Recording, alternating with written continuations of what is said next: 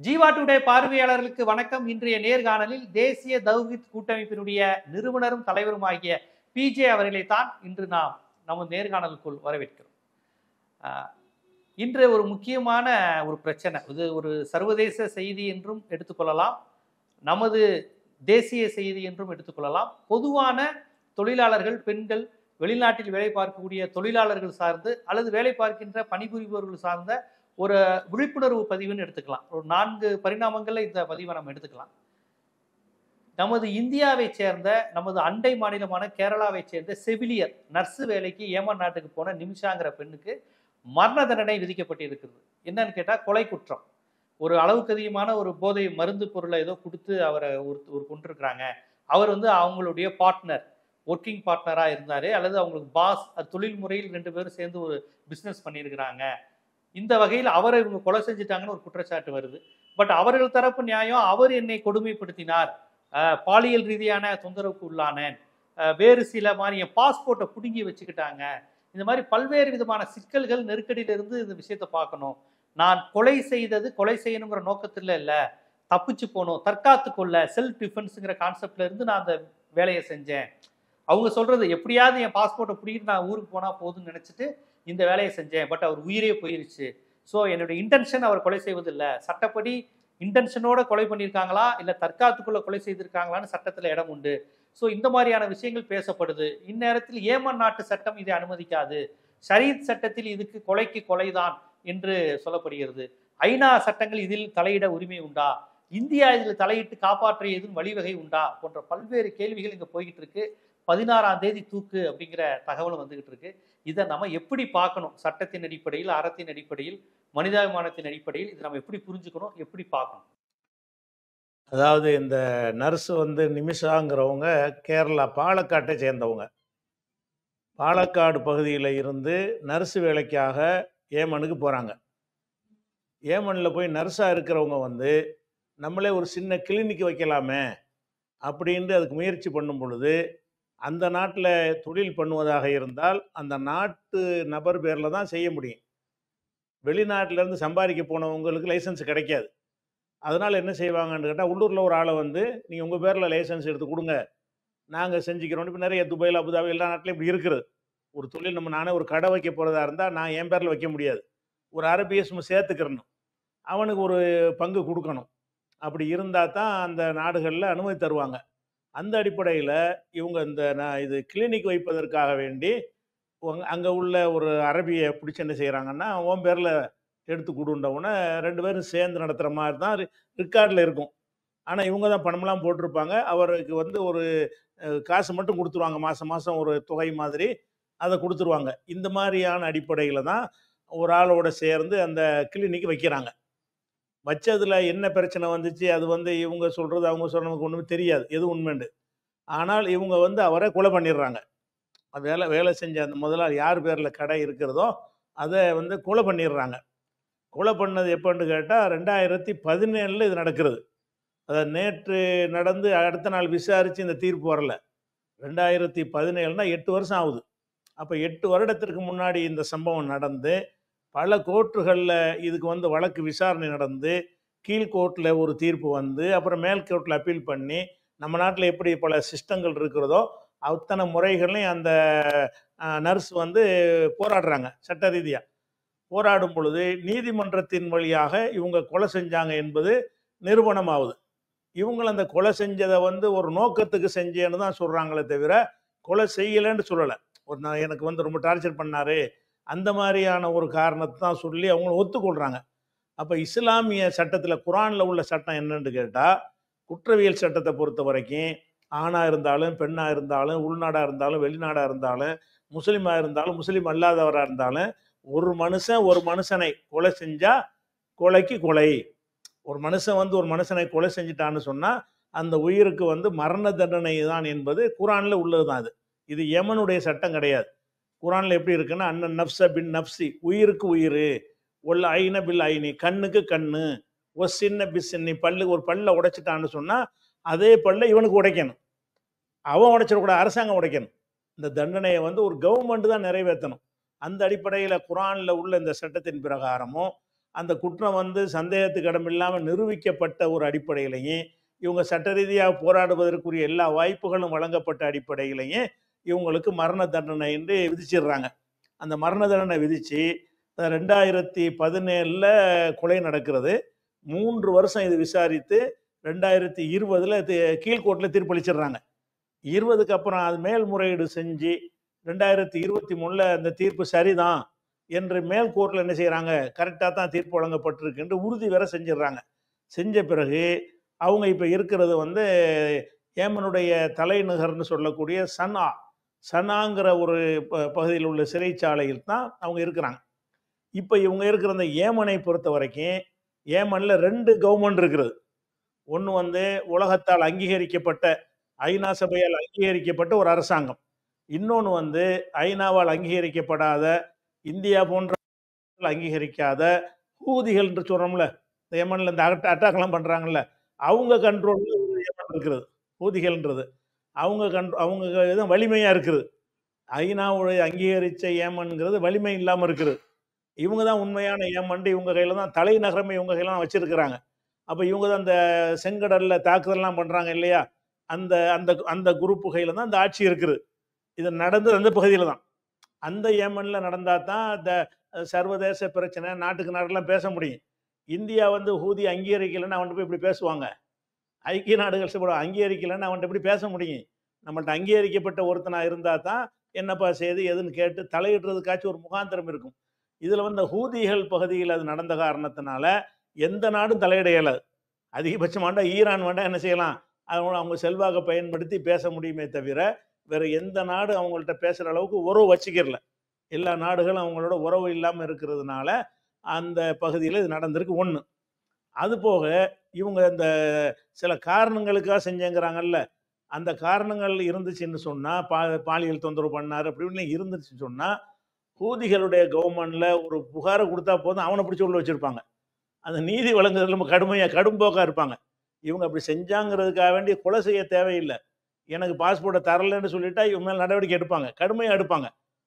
நம்மை சேர்ந்தவர்கள் தப்பு செஞ்சிடக்கூடாது என்பதில் ரொம்ப கடுமையாக, அதாவது குரான் படி தான் நடக்கணும்னு நினைக்கிறதுனால அவங்க யாருக்கும் அநீதி இழைக்கக்கூடாது என்பதில் தெளிவான ஒரு அரசாங்கமாக தான் அவங்க நடத்திக்கிட்டு இருக்கிறாங்க.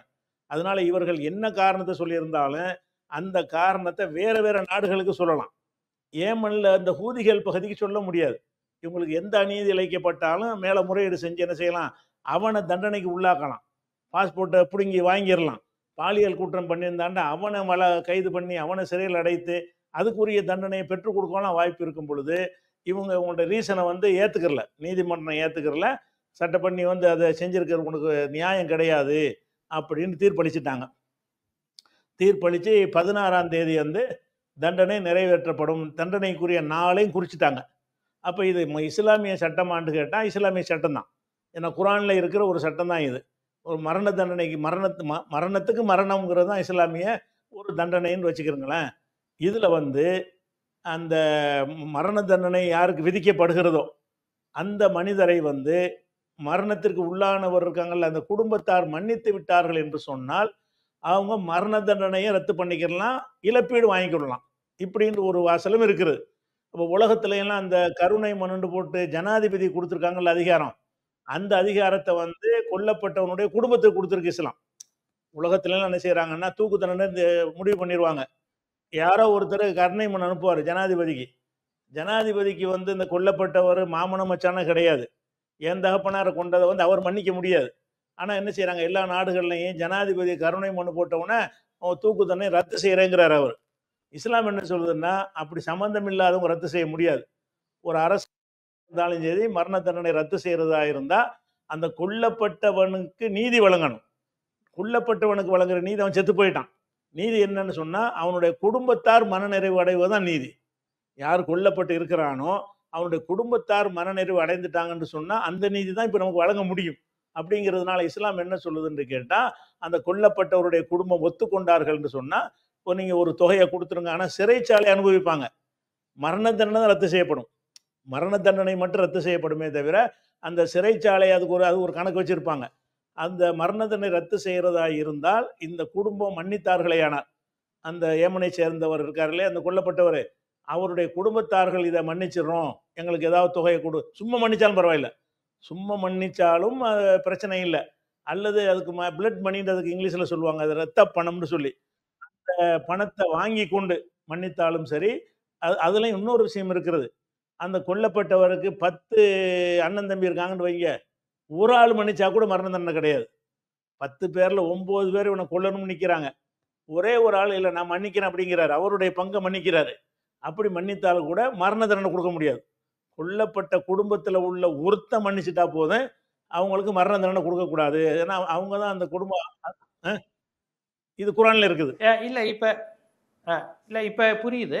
ம், இப்ப நீங்க சொல்லக்கூடிய அந்த ரத்தத்திற்கு பணம், பிளட் மணி அப்படிங்கிறத, ம், ஒரு பணம் இருக்கிறவன் ஒருவேளை இந்த செயலில் ஈடுபட்டிருந்தால், கொலை செய்திருந்தால், பணம் இருக்கிறவன் அந்த பணத்தை கொடுத்துட்டு தான் உயிரை காப்பாத்திக்கலாம். ம். பணம் இல்லாதவன் அப்ப தண்டனை அனுபவிச்சு தான் ஆகணும், அப்படிதானே? அப்படிதான் அனுபவிச்சு ஆகணும். ஆனா என்ன செய்வாங்கன்னு கேட்டா, முஸ்லீம் நாடுகள்ல வந்து இதை சொல்லி போய் கேட்டாங்கன்னா, ஜக்காத்து பணத்துல இருந்து அள்ளி அள்ளி கொடுப்பாங்க. ஒருத்தனுக்கு இந்த மாதிரி மரண தண்டனை விதிக்கப்பட்டுருச்சுன்னு சொன்னா, நான் தெரியாம நான் கொலை பண்ணிவிட்டேன், என்னை மன்னிக்க என்கிட்ட காசு இல்லை, நீங்க ஏதாவது உதவி செய்யுங்கன்னா, அந்த பணக்கார அரபுகள் வந்து ஜக்காத்து கொடுப்பாங்க இல்லையா, அந்த ஜக்காத்துல இருந்து பல லட்சங்கள் வந்து அவங்களுக்கு வந்து சேரும். அது போக இந்த நிமிஷாங்கிற பெண்ணுக்கு கூட கேரளாவில் ஒரு சங்கம் இருந்து பல லட்சங்களை வசூல் பண்ணியிருக்கிறாங்க இதுக்காக வேண்டி. அந்த பெண்ணு கொடுக்க முடியாட்டா கூட அதை அதை பேப்பரில் விளம்பரம் கொடுத்து, ஃபேஸ்புக் வாட்ஸ்அப்பில் மலையாளத்தில் பரப்பி, அந்த கேரளா மக்கள்லாம் அதிகமாக இதற்குன்னு பணம் அனுப்பி அவங்க ஒரு தொகையோடு போய் அங்கே பேசிக்கிட்டு இருக்கிறாங்க. இப்போ வந்து அந்த 16ஆம் தேதி தண்டனை நிப்பாட்டுவதற்காக வேண்டி ஏமன் அரசாங்கத்தோட நாங்கள் பிளட் மணி ரெடி பண்ணி தந்துடுறோம் அப்படின்னு சொல்லி இதுக்கு பணம் ரெடி பண்ணுறதுக்கு ஆட்கள் இருக்கிறாங்க. அது போக நேற்று வந்து சுப்ரீம் கோர்ட்டில் ஒரு வழக்கு போட்டிருக்காங்க, ஒரு அவசர வழக்கு போட்டிருக்கிறாங்க. இது மாதிரியான விஷயங்களை ஈடுபடக்கூடிய ஒரு சங்கம் ஒன்று இருக்குது. அந்த சங்கத்தின் சார்பாக என்ன செய்கிறாங்கன்னா, சொசைட்டி மூலமாக வழக்கு போடுறாங்க.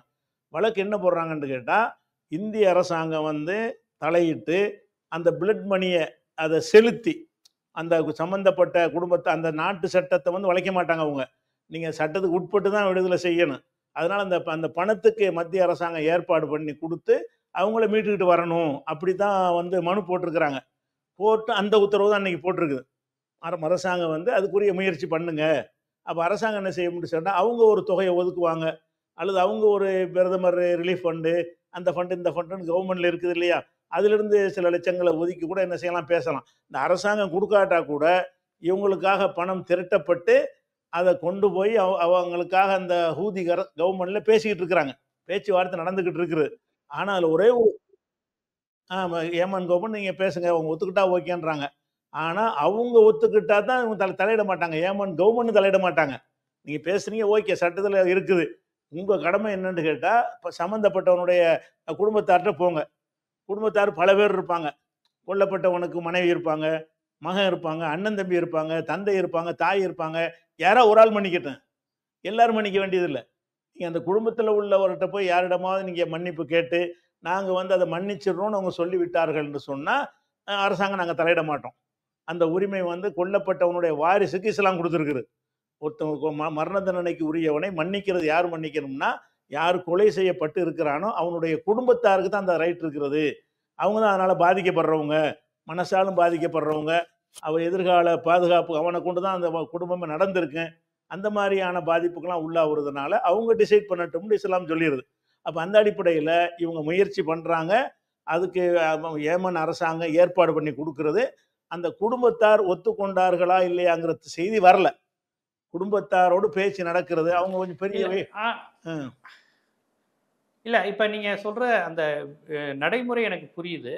இப்ப நமக்கு இந்திய அரசியலமைப்பு சட்டம் இருக்கு, இது குற்றவியல் சட்டம், இந்திய குற்றவியல் சட்டம் இருக்கு, இந்திய சிவில் உரிமை சட்டங்கள் இதெல்லாம் இருக்கு. இதன்படிதான் இந்தியாவில் உள்ள இந்து, கிறிஸ்டின், முஸ்லீம், பார்சி, பௌத்த, சமணம்னு எல்லாரும் அதன்படிதான் நமக்கு தண்டனை குற்றவியல் சட்டங்கள் கொடுக்கப்படுது. இப்ப அரபு நாடுகள்ல குரான் படியும் ஷரீத் சட்டப்படியும் இப்படி கொடுக்குறாங்க. ஆனா நீங்க இப்ப இந்த மோசஸ் காலத்துல இருந்து கண்ணுக்கு கண் ரத்தத்துக்கு ரத்தம்ங்கிற கான்செப்டை அடுத்து வரக்கூடிய இறை தூதர்கள் இவர்களே வந்து அடுத்தடுத்த சீர்திருத்தத்துக்கு போறாங்க. உபச்சாரம் செஞ்சா கல்லால் அடிக்கணுங்கிறத ஈசா நபி காலத்திலேயே நீ யோகியமா கல்லடிக்க, பொம்பளை மட்டும் வேகமா கல்லடிக்கிறியா, ஆம்பளை யோகியமாங்கிற ஒரு பெண்ணுக்கான குரல்ங்கிறது கொஞ்சம் கொஞ்சமா நீங்கள் ஏற்றுக்கொண்ட இறை தூதர்களிடமே கொஞ்சம் கொஞ்சமா வந்துருச்சு. அதாவது அந்த காட்டுமிராண்டித்தனம், பாபிலோனியன் கல்ச்சர்னு சொல்லக்கூடிய அந்த கல்ச்சர்ல இருந்து ஒரு மரண தண்டனை கொடுப்பது, கையை வெட்டுவது, பல்லை உடைப்பது, முட்டையை கொண்டு அடிப்பது, தக்காளியை கொண்டு அடிப்பது, இதெல்லாம் ஒரு சிவில் சொசைட்டி அல்ல, ஒரு நாகரிக சமூகம் அல்ல அப்படிங்கிறத கொஞ்சம் கொஞ்சமா ஏற்று மனிதாபிமானத்தையும் கருணையையும் மன்னிக்கிற மனப்பான்மையையும் நீங்கள் ஏற்றுக்கொண்ட வேத நூல்களே பல கொண்டு வந்துகிட்டு இருக்கிற இந்த நிலையில் இந்த 2025லையும் நாங்க கொலை செஞ்சா கொலைதான் அப்படின்னு சொல்றோம்னா, அப்ப இந்த விசாரணை முறைகள் இத்தனை ஆண்டு காலம் வளர்ந்து வந்திருக்கக்கூடிய குற்றவியல் சட்டங்கள் எதற்குமே ஒரு மரியாதை இல்லாத சூழலா போயிருக்குல்ல. இப்ப நீங்க அதை பார்க்கணும்ல. நம்ம இப்ப அவங்க இன்டென்ஷன் தான் கொலை பண்ணலங்கிறாங்க, தற்காத்து கொள்ள. இப்ப நிறைய இதுல செல்ஃப் டிஃபென்ஸ், பெண்கள் தங்களுடைய உயிரை காத்துக்கொள்ள, மானத்தை காற்றுக்கொள்ள நான் மண்டையில அடிச்சுட்டு கொலை பண்ணிட்டேங்கிறதுலாம் தண்டனை வந்தாலும் மரண தண்டனை வராது, 302 வராது. ஆனா கொலை செய்யணுங்கிற நோக்கத்தோட அவன் பண்ணியிருக்கான், உயிர் போகணுங்கிற நோக்கத்தோட பண்ணியிருக்கான்னா அவனுக்கு கண்டிப்பா தண்டனை உண்டு. விபத்துல ஒரு இதா ஏற்படுத்தி இருந்தா அது நெஜிலன்ஸ்ல வரும். திட்டமிட்டு ஏற்படுத்தல, கார் ஓட்ட தெரியாம ஓட்டிட்டானா அது தகுந்த தண்டனை.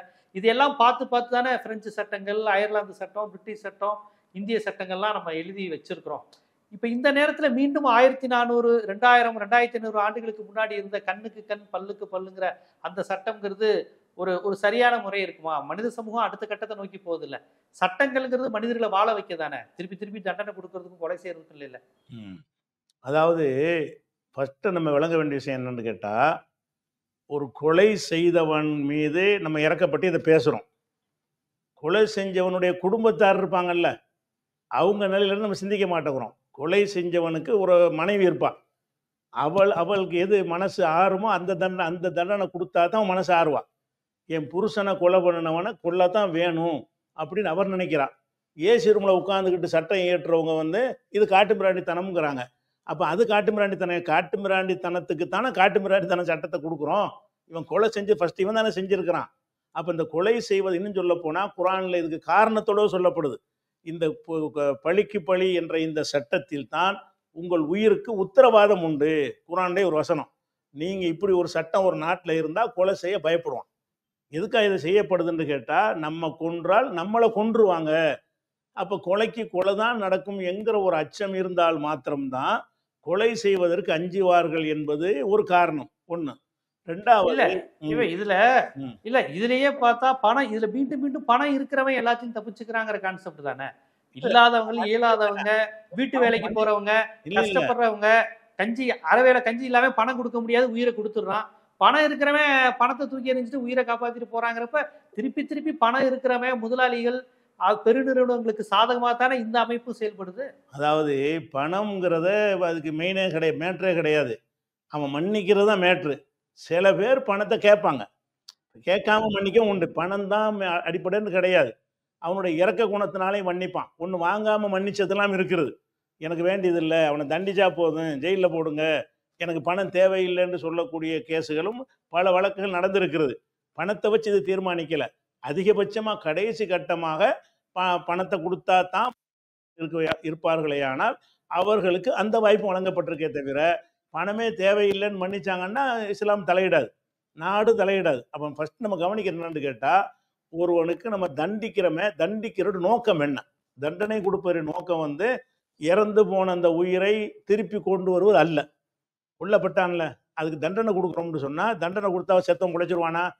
உழைக்க மாட்டான். அப்போ இந்த தண்டனை கொடுப்பது நோக்கம் என்னன்னு கேட்டால், அவனால் யார் பாதிக்க அவங்களுடைய மன நிறைவு அடையணும். அவங்க மன என்று சொன்னால் அவங்க வன்முறையை கையில் எடுப்பாங்க.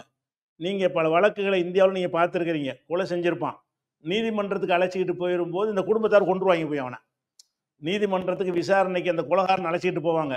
அந்த கொல்லப்பட்டவனுடைய மகன் என்ன செய்வான்? காத்திருந்து கோர்ட் வாசலில் வச்சு வெட்டி தள்ளுவான். ஏன்னு கேட்டால், என் தகப்பனை கொன்றவனுக்கு இவங்க வெளியே விட்டுருவாங்க, விசாரிச்சு தண்டனை இல்லைன்னு சொல்லிடுவாங்க, நான் பழி வாங்குவேன்னு சொல்லுவான். அந்த பழி வாங்கணுங்கிற அந்த குரூர எண்ணம் எதுக்கு அந்த சந்ததிகளுக்கு வருது? அவன் தான் பாதிக்கப்பட்டிருக்கிறான், நம்ம பாதிக்கப்படலை. அப்போ நம்ம என்ன பார்க்கணும்னா, நம்ம தகப்பனை கொன்றால் நம்ம எப்படி நினைப்போம், இந்த சட்டங்களை எப்படி யோசிக்கணும்னு கேட்டால், அந்த கொல்லப்பட்டவன் நிலையில் நம்மளை வச்சுக்கிறணும். நம்ம யாரை வரணும் உட்காந்துக்கிட்டு தத்துவமாக பேசுனீங்கன்னா அது கரெக்டு மாதிரி பேசிக்கிட்டு இருக்கலாம். அப்போ அந்த உங்கள் தகப்பனார் கொல்லப்பட்டால் நீங்கள் எப்படி சிந்திப்பீங்க? அதிகமானவர் எப்படி சிந்திப்பாங்க? 100க்கு 99 பேர் எப்படி சிந்திப்பாங்க? அப்ப எனக்கு எது நியாயம்? அவன கொல்லத்தான் வேணும்னு நெனைப்பாங்க. அப்ப இஸ்லாம் என்ன சொல்லுதுன்னு கேட்டா, அவனுக்கு நியாயம் நீங்க வழங்கலன்னு சொன்னா, அவன் வன்முறைய கையில எடுப்பான். இவன் நிம்மதியா வாழ முடியாது. அவன் நாளைக்கு என்னைக்கு அவன் போட்டு தள்ளுவான். அப்ப நியாயம் வழங்கிட்டோம்னு சொன்னா, சட்டம் இருக்கிறது. கொலைக்கு நியாயம் வழங்கிட்டாங்க. இதோட சாப்டர் குளோஸு. மன்னிச்சு அவனா விட்டாலும் மறுபடியும் பிரச்சனையாக்க மாட்டான். அவன் மன்னிச்சு நானே மன்னிக்கிறேன்னு சொல்லி விட்டுட்டா கூட பிரச்சனையாக்க மாட்டான். அவன் மன்னித்தலோ அல்லது இழப்பீடோ வாங்காம அதை மனசுல வச்சுக்கிட்டே இருந்தான் என்று சொன்னால் மறுபடி அந்த அவன் அவன் பழி வாங்க அவனை அடுத்தவன் பழி வாங்குவான். இது ஒரு இல்ல விஷயம். அது ம். அது அது அது புரியுது. ஆனால் வந்து இப்ப இந்த வழக்குல பாத்தீங்கன்னா, அப்ப நம்ம அமைப்புகள் எல்லாமே விசாரணை அப்படிங்கிற அமைப்பு, ஹியரிங், ஒரு விசாரணைங்கிற ஒரு விஷயத்தை வந்து நம்ம நம்புறோம். நம்ம சாட்சி, நம்ம சட்டங்களின் அடிப்படையில். இப்ப நீங்க பாருங்க, இந்த லேடி கேரளால இருந்து போய் அங்க இருக்கக்கூடிய ஏமன் நாட்டுல இருக்கக்கூடிய யாரோ ஒரு ஆம்பளைய கொல்லணுங்கிறது உங்க நோக்கம் கிடையாது. வயிற்று பிழைப்பிற்காக சம்பாதிக்கணுங்கிற நோக்கத்துக்காக கேரளால இருந்து அரபு நாட்டுக்கு போயிருக்கிறாங்க. அங்க அந்த சட்டத்தின்படி யாரையோ ஒருத்தர பார்ட்னரா இருக்கும்போது அவர் செக்ஷுவலா ஏதோ ஹேண்டில் பண்ணியிருக்காரு, தப்பா நடந்திருக்காரு, ஒரு ஒரு ஹையார்கியை மெல் பண்ணியிருக்காரு, டாமினேட் பண்ணியிருக்காரு. அதனால பாஸ்போர்ட்டை பிடுங்கி வச்சிருக்காரு. ஸோ ஒரு லேடி இன்னொரு நாட்டுல இருந்து போனவங்க ஏதோ ஒரு இதுல தப்பிச்சு போகணும்னு நினைச்சு நடந்தது தானே ஒழிய, இதுல வந்து இவரை கொலை செய்யறதுனால இவங்களுக்கு பண ஆதாயமோ இல்ல வேற ஏதோ நோக்கமோ இல்ல அவரை கொலை செஞ்சு அவர் குடும்பத்தை நடுத்தருவில் நிறுத்தணுங்கிற எண்ணமோ இவங்களுக்கு கிடையாது. இப்போ இதைத்தானே நம்ம சட்டங்கள் வந்து சொல்லுது. கொலை செஞ்சுட்டானா எந்த நோக்கத்துக்கு கொலை செஞ்சுட்டான்னு பாருங்க, தள்ளி விட்டு விழுந்துட்டானா, தெரியாதனமா கார் ஓட்டி, இந்த மாதிரியான விஷயங்கள் எல்லாத்தையும் அணுகணும் அப்படிங்கிறதுக்காக தானே பல்வேறு நாட்டு சட்டங்கள் போட்டிருக்கிறாங்க. இப்போ இந்த கேஸ்ல இந்த லேடிக்கு என்ன அவசியம்? இப்போ இவரை கொலை செய்ய வேண்டிய அவசியம் என்ன? எந்த இன்டென்ஷனும் கிடையாது. தான் தப்பிச்சா போதுங்கிற அந்த ஒரு நிலைக்கு வந்ததுக்கு அப்புறம் தானே அவங்க அப்படி போயிருக்கிறாங்க. ஸோ அதுக்காக கொலையை யார் செஞ்சாலும் நம்ம நியாயப்படுத்த போறது இல்லை. கெட்டவன் செத்தா சாகட்டும், உன் பார்வையில் அவன் கெட்டவன், அவன் சாகட்டும், ஆம்பளை சாகட்டும், பொம்பளை செத்தா, இப்படி நம்ம பார்க்கல. இப்போ இந்த சூழல், இந்த கொலைக்கான சூழலை வந்து ஒரு விசாரணை, நீதிமன்றம், சட்டங்கள் உட்படுத்தி தானே இதை நம்ம பார்க்க முடியும். அதை விடுத்துட்டு நீ யார் செத்தானோ அவங்க அப்பாட்ட அதை விட்டுரு, அவங்க அண்ணன்ட்ட விட்டுரு அப்படிங்கிறப்ப இந்த சட்டங்களுக்கான மரியாதை போயிருதுல. இப்போ இந்த கேஸ்ல இந்த லேடியோட நிலையை இருந்து தான் நம்ம பார்க்கணும். இந்த பொண்ணு எதுக்கு போய் இன்னொரு நாட்டை போய் ஒருத்தனை கொலை பண்ணணும்? என்ன நோக்கம் இருக்கு? அதாவது இந்த நோக்கங்கள் சில தவறுதலாக கொலை செய்கிறது, கற்பழிக்க வர்றவனை கொலை செய்கிறது, தன்னை கொலை செய்ய வர்றவனை கொலை செய்கிறதுலாம் சொல்கிறீங்கல்ல, இதெல்லாம் இஸ்லாம் சட்டத்தில் இருக்குது. இதெல்லாம் இருந்து தண்டனை கொடுக்க மாட்டாங்க. ஃபஸ்ட்டு விளங்குற என்னன்னு கேட்டால், என்னை கொலை செய்ய வரும்போது நான் திருப்பி கொலை செஞ்சுட்டேன்னு சொன்னால் அப்படி கொல்லுங்கன்னே நபிகள் நாயகம் சொல்லியிருக்கிறாங்க. உங்களை கொலை செய்ய வந்தான்னா நீங்கள் முந்திக்கிருங்க, இல்லாட்டி உங்களை கொன்றுவான்னு சொன்னால் நீங்கள் கொன்றுங்க அப்படிங்கிறதுனால அது தண்டனைக்குரிய குற்றத்தில் வராது. எது வரும்னு கேட்டால், இந்த மாதிரியான காரணமெல்லாம் இல்லாமல் கொல்லணும்னு கொள்வது. அப்போ கொல்லணும்னு கொள்வதில் அவங்களுக்கு என்ன ஆதாயம்னு நம்ம பார்க்கக்கூடாது. கூலிப்பட வச்சு கொள்றான், அவனுக்கு என்ன சொந்தமா பந்தமா முன்பகை இருக்கா எவன்ட தெரியாது. காசு கொடுத்தனு கொண்டு வந்துடுறாங்க. அப்ப அது அவனுக்கு பண ஆதாயம் இருக்கு, கூலிப்படக்காரனுக்கு பண ஆதாயம் இருக்கு. ஆதாயத்துக்காக கொள்றான். இவங்களுக்கு வந்து அந்த தொழிலை வந்து தனதாக்கி கொள்ற ஒரு ஆதாயம் இருக்கலாம், வேற ஏதாவது ஒரு நோக்கம் இருக்கலாம். நம்ம ஆதாயத்தை பத்தி கவனிக்கிறது இல்லை. இவங்க வந்து கொலை செஞ்சது வந்து நான் தான் கொலை செஞ்சேங்கிறது அவங்க மறுக்கலை, ஒத்துக்கொள்றாங்க. ஆனா வந்து இவங்க சொல்லக்கூடிய அந்த காரணம் இருந்திருக்கும் என்று சொன்னால் அதுக்காக வேண்டி கொலை செய்யறதுக்கு அந்த நாட்டில் முடியாது. ஏன்னா அதுக்கெல்லாம் அரசாங்கம் இருக்குது, அதை வந்து கேட்கும். அந்த கற்பழிக்க வந்தான், அதனால கற்பழிக்க வரும்போது கொன்றுன்னு அவங்க சொல்லவே இல்லை. அதிகபட்சமாக அவங்க சொல்கிறாங்கன்னா பாஸ்போர்ட்டை வச்சுக்கிட்டு தரமாட்டேங்கிறாங்கிறது தான் அதில் அடிப்படை. பாஸ்போர்ட்டை வச்சுக்கிட்டு தரலைன்னா கொண்டுருவீங்களா நீங்கள்? பாஸ்போர்ட்டை வச்சுக்கிட்டு தரலை என்கிற ஒரு விஷயம் வந்து கொலை செய்வதை நியாயப்படுத்துமா? இல்ல அவங்க கொலை செய்யல, அவரை மயக்கமாக்கணுங்கிறதா நோக்கம். கொலை செய்யணும், மயக்கமாகிற நேரத்தில் எடுத்துட்டு ஓடிடணும் தான் அவர் நோக்கம். வெளியே அவரு மரணிக்க வேணுங்கிற நோக்கத்துல செய்யலைங்கிற மாதிரி தானே சொல்றாங்க. இல்லை இல்லை, அது அவங்க வந்து நர்ஸு படித்தவங்க. அதாவது மரணிக்கிற விஷயத்தை செய்யும்னு தெரிஞ்சு தான் அந்த ஊசியை போடுறாங்க. அதுக்கு என்ன செய்யலாம், மயக்க ஊசி வேறு இதெல்லாம் வந்து தெரியாத ஒரு ஆள் ஊசியை போட்டாங்கன்னு வைங்க, அப்போ நீங்கள் சொல்வதையும் கோர்ட்டில் கவனத்தில் எடுப்பாங்க. இவங்களுக்கு அனைத்து மருந்துகள், அனைத்து ஊசிகள் ஏற்படுத்துகிற விளைவு எல்லாமே உங்களுக்கு தெரியும். இதை போட்டால் கம்ப்ளீட் ஆல் க்ளோஸு அப்படின்ட்டு தெரிஞ்சுக்கிட்டு அந்த ஊசியை போட்டாங்கன்னு சொன்னால், அப்போ கோர்ட்டில் கேட்பான மயக்கமடைய நீ ஊசி போடலையே, உனக்கு தான் தெரியுமே, செத்துருவான்னு தெரிஞ்ச ஊசி தான் நீ போட்டிருக்கிற, சாவணும்னு தானே போட்டிருக்கிற. அப்போ சாவடிச்சு அதை எடுத்துகிட்டு போகணும்னு நினச்சா தப்பு தானே அது? மயக்கம் அடைய விட்டு எடுத்துகிட்டு போகிறதுனா மயக்க ஊசி போட்டிருக்கலாம். அது வேற ஒரு ஆளுக்கு, இந்த நர்ஸு இல்லாத ஒரு பெண் அது செஞ்சுருந்தான்னா அதை கோர்ட்டு கவனத்தில் எடுத்திருப்பாங்க. நீ அப்படி ஏதாவது இருக்குமா, நீ தெரியாமல் போட்டியா, ஆனால் இவங்க யாருன்னு கேட்டால் இந்த அதையே கிளினிக் வச்சு நடத்துகிறவங்க, எல்லா விதமான மெடிசனையும் பயன்படுத்துகிறவங்க, பல ஆண்டுகள் செவிலியராக அனுபவம் பெற்றவங்க. அப்போ அவங்களுக்கு அந்த எந்த ஊசி வந்து கொல்லும், எந்த ஊசி மயக்கத்தை ஆழ்த்துங்கிற விவரம் வந்து அத்துப்படி அவங்களுக்கு தெரியும். அப்போ தெரிஞ்சுக்கிட்டு நீ போட்டிருக்கேங்கிற பொழுது, அப்போ கொலை செய்யணும்னா கொள்றேன். பாஸ்போர்ட்டை பறித்து வச்சிருக்கேன், பாஸ்போர்ட்டை பறிச்சா கொல்லுவீங்களா? பாஸ்போர்ட்டை பறித்து வைத்தல் என்பது ஒரு மனிதனுடைய உயிரை எடுப்பதற்குரிய நியாயம் ஆகுமா? அவனுக்கு கற்பழிக்க வரும்போது நீங்கள் சொல்கிற காரணம் சரி, அது அவங்க சொல்ல கிடையாது. பாஸ்போர்ட்டுக்காக தான் செஞ்சேங்கிறாங்க. என்னை கொல்ல வந்தான் கொன்றேன்னு சொன்னாங்கன்னா அது ஏற்றிருப்பாங்க, தக்க காரணத்தோட நிரூபிக்கப்பட்டா. அது அந்த பெண் தரப்பில் அதுவும் சொல்ல கிடையாது. அப்போ அந்த மாதிரி இருக்கும்போது இன்னும் சொல்ல போனால் நம்ம எதை நம்ம பார்க்க மாட்டேங்கிறோம்னு கேட்டால், அந்த ஒரு மனுஷன் போயிருக்கிறான அவனுக்கு எவ்வளோ கனவு இருக்கு, அவனுக்கு எவ்வளோ கடமைகள் இருக்கு, அவன் எத்தனை வருஷம் வாழ வேண்டியவனா இருப்பான். அவனை காலி பண்ண பிறகு அந்த அவனை சுற்றி இருக்கிற ஒரு ஜெனரேஷனை வந்து சந்தில் நிற்குமே. அப்படிப்பட்ட விளைவுகள்லாம் யோசித்து பார்த்தா இஸ்லாம் என்ன சொல்லுதுன்னு கேட்டால், தண்டனைகளை கொடுக்கும் பொழுது உங்கள் நிலையிலிருந்து பார்க்காதீங்க, அந்த பாதிக்கப்பட்டவனாக உங்களை மாற்றுங்க. இப்போ திருடினா கையை வெட்டுறான்னு கேட்பாங்க. நீங்கள் ஒரு மருத்துவமனையில் உங்கள் தகப்பனாரை சேர்த்துட்டு அதுக்கு வைத்தியத்துக்கு பணம் கொண்டுட்டு போயிட்டு இருக்கிறீங்க. அதை ஒருத்தன் அடிச்சுட்டு போயிட்டான், அதனால மருத்துவமனையில் தகப்பனார் இறந்துட்டாரு. இப்போ நீங்கள் என்ன சொல்லுவீங்க? அந்த திருடனை என்ன செய்யணும்னு சொல்லுவீங்க? 6 மாதம் சோறு போடணும்னு சொல்லுவீங்களா? ஜெயிலில் அடைக்கணும்பீங்களா? கொல்லணும்பீங்க.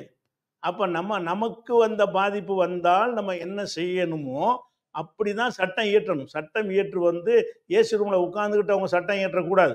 சட்டம் இயற்றும் பொழுது பாதிக்கப்படுபவன் இதுக்கு மனநிறைவு அடைவானா, இதில் அவன் திருப்தி அடைவானா, அவன் தான் அதுக்கு உரியவன். உடைமையாளன் யாரு? ஒரு குற்றம் நடந்துச்சுன்னு சொன்னால் அந்த குற்றத்துக்கு வந்து பரிகாரத்துக்கு சொந்தக்காரன் யாரு? நானும் நீங்களும் கிடையாது. அந்த சம்பந்தப்பட்டவன் தான், அந்த கொல்லப்பட்டவன் தான், அந்த பறி கொடுத்தவன் தான், அந்த பல்லு உடைக்கப்பட்டவன் தான். அவன் முடிவு எடுக்கணும். என் பல்லுக்கு நியாயம் கொடு, பல்லுக்கு பல்ல எடுன்னு அவன் நின்றானா நீங்க என்ன நியாயம் வழங்கணுமா இல்லையா? ஒரு அரசாங்கம் என்பது அனைத்து குடிமக்களுக்கும் உரிய நியாயத்தை வழங்கணும். இதுக்குரிய நியாயம் என்ன? நீ அப்படித்தான் அல்ல. அந்த மாதிரி சட்டங்கள் இருந்த காலத்திலிருந்து மனித சமுதாயம் பண்பட்டு மேம்பட்டு வேற ஒரு அடுத்த நாகரிக நவீன சூழல் நோக்கி வந்துருச்சு இல்லையா? அப்ப இல்ல ஒரு மாதிரி திருத்தணும், அதாவது திருத்தணும், அற விழுமியங்களை சொல்லித்தரணும். சிறைச்சாலைகளே அறச்சாலைகளா இருக்கணும்னு மணிமேகலை வந்து 2500 ஆண்டுகளுக்கு 2000 ஆண்டுகளுக்கு முன்னாடியே நம்ம இலக்கியம் சொல்லியிருக்கு. சிறைச்சாலை என்பதை திருத்துவதற்கு தான், யாரையும் வதைப்பதற்கு அல்ல. அப்படின்னு தானே நம்மளுடைய நம்ம யாரையெல்லாம் முன்னோர்கள் நினைக்கிறோம், ஒரு ரோல் மாடல் நினைக்கிறோம். அப்படித்தானே சகிப்புத்தன்மை, விட்டு கொடுத்தல், இந்த மாதிரி கான்செப்ட்ல இருந்து தானே வரணும். கண் அப்படின்னா ஒரு பள்ளிக்கு போனா இல்ல விட்டு கொடுத்தல்லாம் வரணும். எனக்கு நடந்து நீங்க என்ன விட்டு கொடுக்குறேன்னு கேட்குறேன். உங்களுக்கு நடக்கும் நீங்க விட்டு கொடுங்க. விட்டு கொடுத்தல் வேணும்னு சொன்னா என் தகப்பனார கொண்டிருக்காரு, நீங்க விட்டு கொடுக்கலுங்கிறீங்க. நீங்க எப்படி விட்டு கொடுப்பீங்க? நானே விட்டு கொடுக்கணும். அதை இஸ்லாம் இப்போ சொல்லத்தானே செய்யுது. விட்டு கொடுத்தல் வேணும். யாருக்கு வேணும்? எவன் பாதிக்கப்பட்டான் அவன் தான் விட்டு கொடுப்பான். அவனுக்காக வேண்டி நீங்க எல்லாரும் சேர்ந்து விட்டு கொடுக்குறேன்னா அது எப்படி நியாயமாகும்? அவனுடைய உரிமையை பறிக்க நீங்க யாரு?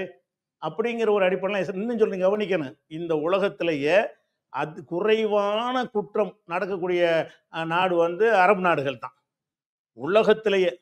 2வது சீனா. சீனாவும் இதே மாதிரி தண்டனை கொடுக்குறாங்க. சீனாவும் இதே மாதிரி கொடுக்குறாங்க. ஏன்னாட்ட மரண தண்டனை அதில் கொடுக்குறாங்க. அதே மாதிரி சிங்கப்பூர்லேயும் மரண தண்டனை கொடுக்குறாங்க. அந்த மரண தண்டனை இருக்கக்கூடிய நாடுகளில் எல்லாம், அதாவது ஹெராயின் கடத்திக்கிட்டு போனாலே மரண தண்டனை கொடுத்துருவாங்க சிங்கப்பூரில். அப்போ அந்த மரண தண்டனை இருக்கக்கூடிய நாடுகளில் வந்து அந்த கிரைம் ரேட் ரொம்ப கம்மியாக இருக்குது. குற்றத்தினுடைய அந்த சதவிகிதம் வந்து ரொம்ப ரொம்ப கம்மியாக இருக்கிறது. இப்படி இல்லை, நீங்கள் வந்து கருணை வேணும், நம்ம விட்டு கொடுக்கணும் அப்படின்னு சொல்லி விட்டு கொடுக்கணுங்கிற விஷயங்கள்லாம் நல்ல விஷயங்கள் தான். இல்லை இல்லை, விசாரணைங்கிற அமைப்பு இது எல்லாமே இருந்துமே இதில் உண்மையான குற்றவாளிகள் தப்பிச்சுட்டு இல்லாதவன் இயலாதவன் இங்கே இப்போ நீங்கள் இந்தியாவில் எடுத்துக்கிட்டிங்கன்னா எனக்கு தெரிஞ்சு மரண தண்டனை சிறை தண்டனைலாம் அதிகமாக முஸ்லீம்களுக்கு தலித்துகளுக்கு தான் வழங்கப்படுது. ஏன் இந்த நாட்டில் இருக்கக்கூடிய அப்பர் கேஸ்ட்னு சொல்லக்கூடிய சமுதாயத்தினர் தப்பு செய்கிறது இல்லையா, அவர்கள் செய்கின்ற கொள்ளைகள் பேங்க்கில் அவங்களுக்கு தான் வாராக்கடன் அதிகமாக இருக்குது. ஆனால் பெரும்பாலும் குற்றவாளினாலே முஸ்லீம் தானே சொல்லப்படுது. இந்த பொது புத்தி முஸ்லீமு, தலித்துகள், கருப்பாக இருக்கிறவன், தமிழன், இவங்கெல்லாம் அந்த நாட்டில் வந்து எளிதாக குற்றவாளின்னு சொன்னால் நம்பிடுறாங்க இந்த மக்கள், இந்த ஊடகங்கள். காஷ்மீரினா தப்பு செய்வான், முஸ்லீம்ஸ்னா குண்டு வைப்பான், தலித்துகள் தான் இதாக பண்ணுவாங்க, ராயபுரம்னா மோசம், காசிமேடுனா திருடுவான். ஆனால் இந்த நாட்டில் ஒயிட் கலர் கிரைம்ஸை செய்யக்கூடியவர்கள் எல்லாருமே ஒடுக்கப்பட்டவர்களோ முஸ்லீம்களோ கிடையாது. நம்ம இந்திய நாட்டு பொது புத்தியில மரண தண்டனை யாருக்கு கிடைக்கும்? இந்தியாவினுடைய கூட்டு மனசாட்சியின் அடிப்படையில் அப்சல் குறுக்கு கொடுத்தாங்க.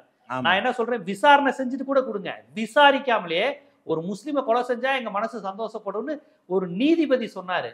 இப்ப இதெல்லாம் இந்த இந்த மரண தண்டனை கொடுக்கணும், இந்த மாதிரி விஷயங்கள்லாம் சட்டத்திற்கு அப்பாற்பட்டு இந்த பொதுமக்களுடைய பொது புத்தியை சாட்டிஸ்ஃபை பண்ணி பேசுவதனுடைய விளைவு தானே முஸ்லீம்களுக்கு இங்க பாதிக்கப்படுறாங்க, தலித்துகள் பாதிக்கப்படுறாங்க. அந்த கோத்ரா ரயில் எரிப்புல ஒரு சம்மந்தமே இல்லாம 9 முஸ்லீம் 5 வருஷம் ஜெயில இருந்துட்டு வந்திருக்கிறான். எந்த அடிப்படையில? முஸ்லீம் பேர் இருக்குன்னு. இப்ப அவன் குற்றமே செய்யல அப்படின்னு வெளியே வந்துருச்சு. 5 வருஷம் வாழ்க்கை போச்சு அவனுக்கு.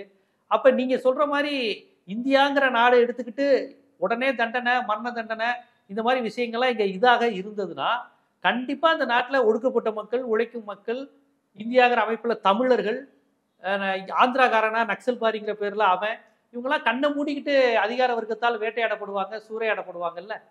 நீங்க சொல்லக்கூடிய வித்தவுட் ஹியரிங், இந்த உடனே மரண தண்டனைன்னு அந்த உளவியல் இருக்குல்ல. இங்க பணக்காரன் தப்பிச்சுக்கிறான், உயர்ந்த ஜாதிக்காரன் தப்பிச்சுக்கிறான், கடைசியில் பாதிக்கப்படுறது யாரு அப்படிங்கிற ஒரு அரசியல் இருக்குல்ல.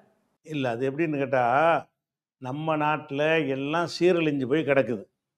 இதுல ஒரு இவன் தப்பா செய்யற காரணத்தினால அவன் சரியா விசாரிச்சவனை நீங்க குறை சொல்ல முடியாது. நீங்க இதே மாதிரி விஷயத்த அந்த ஏமானுக்கு சொல்லுங்க. அவன் வந்து வேணும்னு இந்த நர்ஸ் வந்து ஒரு கிறிஸ்துவ பெண்ணா இருக்கிறதுனால தான் அப்படி செஞ்சாங்க அப்படின்னு சொல்லுங்க. முஸ்லிமான ஒரு பெண்ணு, வேலைக்கார பொண்ணு பால் கொடுத்து, இலங்கையை சேர்ந்த ரிசானாங்கிற ஒரு பெண்ணு வந்து குழந்தைக்கு பால் கொடுக்குறேன்னு சொல்லி குழந்தையை சாவடிச்சு பிடிச்சி, ரிசானா முஸ்லீம் பெண்ணு தான், அதுக்கு தண்டனை கொடுத்தாங்க. அது முஸ்லீம் அல்லவான்னு பார்க்காத ஒரு நாடு. நீங்கள் இந்தியாவில் அப்படி பார்க்குறான்னு நீங்கள் சொல்கிற உண்மை. அப்போ இவனுடைய விசாரணை முறை தப்பாக இருக்கிறதுனால சரியான விசாரணை நடத்தி வழங்கக்கூடிய தண்டனை எப்படி குறை சொல்லுவீங்க? அப்போ ஏமனுக்கு நீங்கள் சொல்ல இப்போ ஏமன்லயோ அரபு நாடுகளையோ பணக்கார ஷேக்குகள், கோடீஸ்வர ஷேக்குகள் மரண தண்டனைக்கு உள்ளாயிருக்காங்களா? இந்த மாதிரியான பணக்காரர்கள், கோடீஸ்வரர்கள், அரச குடும்பத்தை சேர்ந்தவர்களுக்கு தூக்குல போட்டிருக்காங்களா? அரச குடும்பத்தினர்கள், இளவரசர் தண்டனைக்கு ஆளாயிருக்கிறாரு. அது அந்த அந்த வீடியோ உங்களுக்கு அனுப்பி வைக்கிறேன். இளவரசர் பட்ட அந்த அதுக்கு அடுத்து அவர் தான் ஆட்சிக்கு வர போறாரு.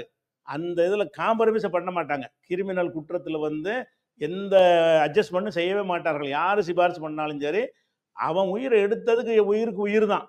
அது மன்னர் எடுத்தாலும் சரி, கீழே உள்ள இளவரசர் எடுத்தாலும் சரி தான், பெரிய ஷேக் எடுத்தாலும் சரி தான், தண்டனையில் வந்து தப்பிக்கவே முடியாது. அப்படி தண்டனை கொடுக்கப்பட்ட விஷயங்கள் எக்கச்சக்கமாக இருக்குது. உதாரணங்கள் நான் உங்களுக்கு வந்து அந்த ஒரு பட்டியலை உங்களுக்கு அனுப்புகிறேன். அவ்வளோ இருக்குது. அதனால் நம்ம என்ன பார்க்கணும்னு கேட்டால், இந்தியாவில் வந்து தண்டனை கொடுக்கக்கூடிய விதங்கள் வந்து ரொம்ப மோசமாக இருக்குது என்பதில் நாங்கள் ஒத்த கருத்தில் இருக்கிறோம். இங்கே சரி இல்லை என்ற காரணத்தினால அங்கே சரியாக நடந்திருக்கிற ஒன்றை நம்ம விமர்சிக்க முடியாது. அங்கே சரியான முறையில் தான் செஞ்சுருக்கிறாங்க.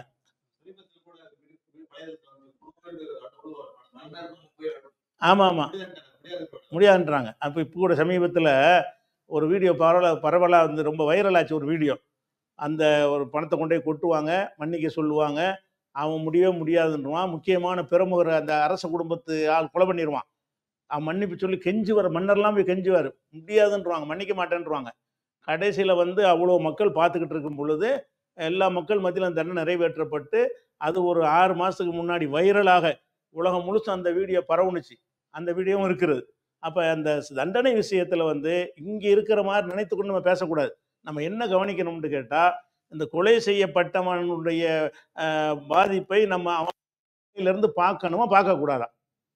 கொலை செய்யப்பட்டிருக்கான அவன் அந்த பிள்ளைகள் என்ன செய்யும்? அவனுடைய பொண்டாட்டி என்ன செய்வான்? அவனுடைய எதிர்காலமே இருந்து இன்னொரு கல்யாணம் கூட அவளுக்கு பண்ண முடியாமல் கூட போயிருமே. அவன் தாய் தந்தையர் என்ன ஆவாங்க? இவ்வளவே ஒருத்தன் கொலை பண்ணி நாசமாக்கிட்டான்னு சொன்னால், அப்போ அவனைத்தான் நம்ம பார்க்கணும். சட்டம் இயற்றக்கூடியவர்கள் வந்து எவன் பாதிக்கப்பட்டு நிற்கிறான் அவன் பக்கம் மட்டும்தான் நம்ம கவனம் இருக்கணும். இறக்கம் காட்டுறது அதெல்லாம் அங்கே இறக்கம் காட்டுங்க. உங்கள் விஷயத்தை நீங்கள் காட்டுவீங்களா? நான் காட்ட மாட்டீங்க. உங்கள் விஷயத்தில் நடந்திருக்குமே ஆனால் காட்ட மாட்டீங்க. அவன் காட்டணும்னு எதிர்பார்க்குறீங்க. அவரவர்கள் தான் இறக்கம் காட்டணும். இறக்கம் காட்டுறது நம்ம இஸ்லாம் இறக்கம் காட்ட சொல்லுகிறது. எப்படி சொல்லுதுன்னு கேட்டால், அவன் காட்டுற இறக்கத்தை நீங்கள் காட்டாத, அவன் காட்டணும். அந்த இறக்கம் காட்டுறதுக்கு தானே இந்த சட்டத்தை வச்சிருக்குது. மன்னிக்கிற சட்டத்தை வச்சிருக்கு. இல்லாட்டி தண்டனை முடிச்சிருக்கலாம்ல. இறக்கம் காட்டுறதை ஊக்குவிக்கிறதுக்கு தான் நீங்கள் மன்னிச்சிட்டீங்கன்னா தண்டனை இல்லை. இன்னும் சொல்லப்படுது, இந்த மன்னித்த பிறகு நீங்கள் ஏதாவது திரும்பி ஏதாவது செஞ்சீங்கன்னா கடும் தண்டனை இருக்குன்னு வேற குர்ஆன் எச்சரிக்கிறது.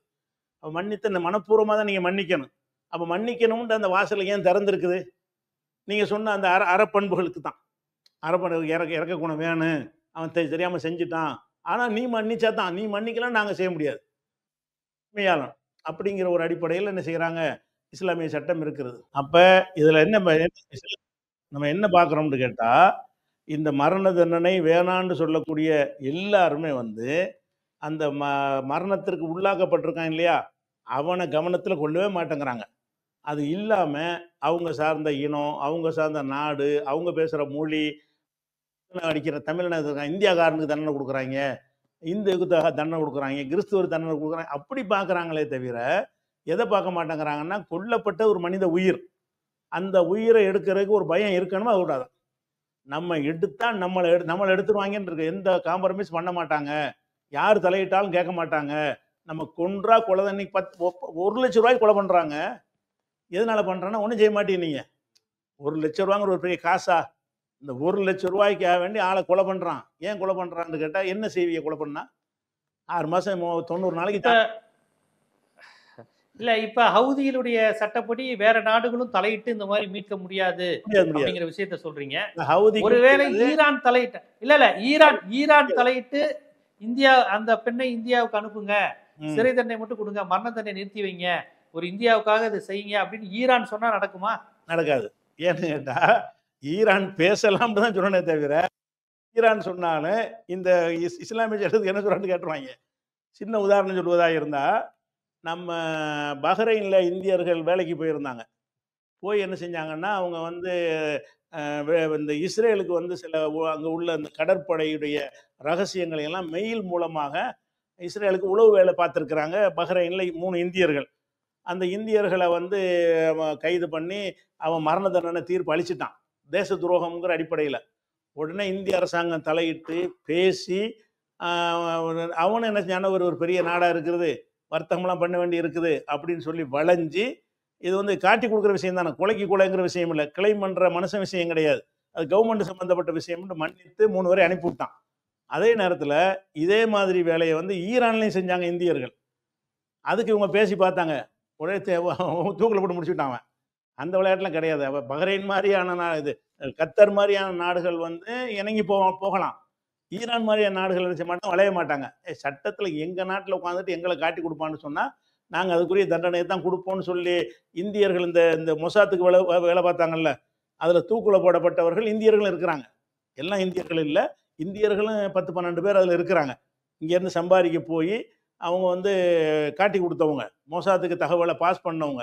அப்போ அவன் வந்து இந்த இந்தியாவெலாம் கேட்டுக்கொண்டாலும் என்ன செய்ய மாட்டேன், மட்டுமல்ல, இந்தியாவுக்கு ஒரு துறைமுகத்தை கொடுத்துருக்குறாங்க, சஃபாவா என்னமோ ஒரு பேர். அந்த துறைமுகம் வந்து அதை வந்து நிர்வாகம் பண்ணுறதை வந்து ஈரான்லேருந்து இந்தியாவுக்கு ஒப்படைச்சிருக்கிறாங்க. அதை வாபஸ் வாங்கணும்னு அறிவிச்சிட்டான். இங்கே வந்து வேலை பார்த்துக்கிட்டு துரோக வேலை பார்த்ததுனால இந்திய கையில் தரமாட்டோம்னு சொல்லி ஈரான் சொல்லிட்டான். அப்படி வந்து காம்ப்ரமைஸ் பண்ணாத நாடுகளும் இருக்குது. அப்படிப்பட்ட ஈரான் போய் இதுக்கு பேசாது. நீங்கள் கொலை பண்ணியிருக்கேன், அதுக்கு என்ன பதில் சொல்லு? கொலை பண்ணப்பட்ட ஆட்களுக்கு அங்கே போய் பேசலாட்டி உனக்கு இறக்கம் இருந்துச்சுன்னு சொன்னால் அவங்க போய் கெஞ்சி. இந்த நிமிஷாவுடைய வழக்கை பொறுத்தவரையும் அரபு நாட்டு சட்டங்கள், ஷரீத் சட்டங்கள் என்ன சொல்லுது, ஐநா, மனித உரிமை அமைப்புகள், இந்தியா மாதிரி இன்னொரு நாட்டு தொழிலாளர் சட்டங்கள் இதை பாதுகாக்கும் போது நம்ம என்ன பண்ணணும், இப்போதைக்கு இந்தியா அந்த லேடியை காப்பாற்றுவதற்கு என்ன மாதிரி முயற்சிகளை எடுக்க முடியும், என்னென்ன வழக்குகள் இதுவரையும் போயிருக்கு, இன்னும் 1 வாரத்துக்குள் உயிரை காப்பாற்ற முடியுமா, எந்த நாடு பேசுனா காம்ப்ரமைஸ் ஆகும், இல்லை ஆக வாய்ப்பே இல்லையா, சம்பந்தப்பட்டவர்கள் அந்த பிளட் மணிங்கிற கான்செப்டை ஏற்றுக்கிட்டாங்களா, போன்ற பல்வேறு செய்திகளை அந்த உலக நாட்டு சட்டங்கள், முஸ்லிம் ஷரியத் சட்டங்கள் எல்லாவற்றையும் ஒப்பிட்டு என்ன நடந்திருக்கு, என்ன நடக்கும், என்ன மாதிரியான விஷயங்கள், இதை எப்படி புரிஞ்சுக்கணுங்கிறத உங்களுடைய நம்பிக்கையின் அடிப்படையிலும் அந்த நாட்டு சட்டங்கள் என்னங்கிறதையும் மக்களுக்கு புரியும்படி எடுத்து வச்சு. மிக்க நன்றி. ரொம்ப நன்றி.